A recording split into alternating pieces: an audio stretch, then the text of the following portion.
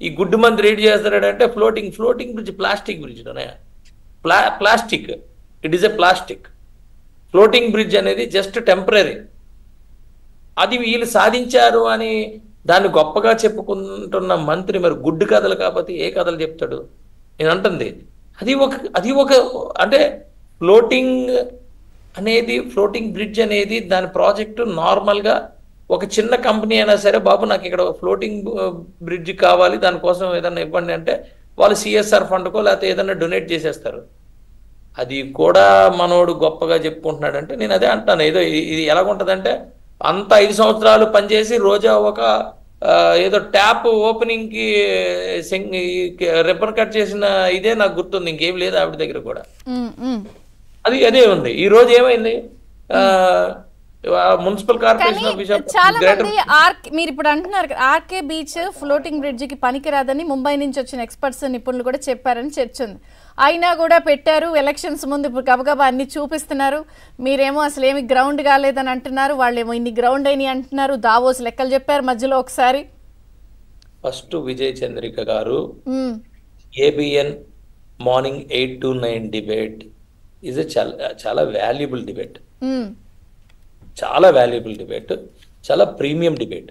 ఏమంటే floating bridge కోసం ABN debate లో మాట్లాడటమే పెద్ద బూతు కాదు, ప్రజలకు తెలియాలి అసలు వాళ్ళు తెలియాలి కాబట్టే చెప్తున్నా. ఈ రోజు దానికోసం మాట్లాడడం బూతు. ఎందుకు బూత్ అంటే మనం ఇంత ప్రీమియం టైం కూడా మనం మాట్లాడే మాటలు కూడా ఏది లేక దాని గురించి మాట్లాడతాం. మీ తప్పలేదు, నా తప్పలేదు, ఏది లేక ఒక ఫ్లోటింగ్ బ్రిడ్జ్ కోసం it's a toy, it's not a project. Correct. ఇవన్నీ చెప్తున్నారు. 5 ఏళ్లలో మీరు ఎన్నిసార్లు దస్పల్లా భూముల మీద, ల్యాండ్ మాఫియా మీద, అక్కడ ఉన్న మాఫియాల మీద పోరాడారు? ఫ్రీడమ్ ఫైటర్స్ భూములు మీరు వెళ్ళారు కదా, ఇవన్నీ మీరు ఫైటింగ్ చేసినాయే కదా. ఇవన్నీ పక్కదారి పట్టి ఇప్పుడు అసలు విజన్ విశాఖ చిన్న పిల్లలని మంత్రులు చేస్తే, మెచ్యూరిటీ లేని చిన్నపిల్లల్ని మంత్రులు చేస్తే, చిన్నపిల్లలు టాయ్ల్ని చూస్తే చాలా హ్యాపీగా ఫీల్ అవుతారు. మరి అమర్నాథ్ అనేవాడు టాయ్ చూస్తే హ్యాపీగా ఫీల్ అవుతాడు కదా.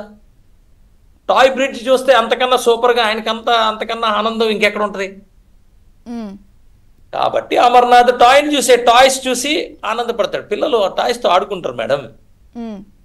టాయ్స్తో ఆడుకున్నాడు, టాయ్స్ చూసినప్పుడు అంతకన్నా సూపర్, బ్రిడ్జ్ మీరు తీసుకెళ్ళండి, చిన్నపిల్లల పార్క్ తీసుకెళ్ళండి. పార్కులు ఏమైనా టాయ్స్ ఉంటే వాళ్ళకి ఆనందం మామూలు ఆనందం ఉండదు. అలాగే అమర్నాథ్ కూడా ఆనందం మామూలు ఆనందం కాదు ఆ టాయ్ బ్రిడ్జ్ చూస్తే. దాని ఏదో పెద్ద గ్రేట్ ప్రాజెక్ట్ అని చెప్తే అంతే, చిన్నపిల్లలకి అంతే నాలెడ్జ్ ఉంది.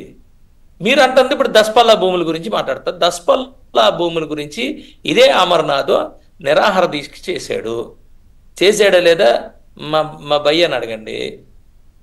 చేశాడు. చేసిన తర్వాత సాక్షాత్తు ఈరోజు ఎవరైతే ముఖ్యమంత్రి వచ్చారో ముఖ్యమంత్రి కూడా వచ్చి స్టేట్మెంట్ ఇచ్చాడు. ఈరోజు ఏంట్రా చేశారు అంటే అందరినీ అక్కడ దస్పల్లా భూములు ఎవరికైతే ఉన్నాయో, ఎవరి పేరు మీద అయితే ఉన్నాయో, ఒక పక్క గొడవ అవుతుంటే అందరినీ తీసుకొచ్చి ఒక రూమ్లో బంధించి రిజిస్ట్రార్ని తీసుకొచ్చి, నాకున్న ఇన్ఫర్మేషన్ సబ్జెక్ట్ టు కరెక్షన్, రిజిస్ట్రార్ని తీసుకొచ్చి సంతకం పెడతారా లేకపోతే తన్నలా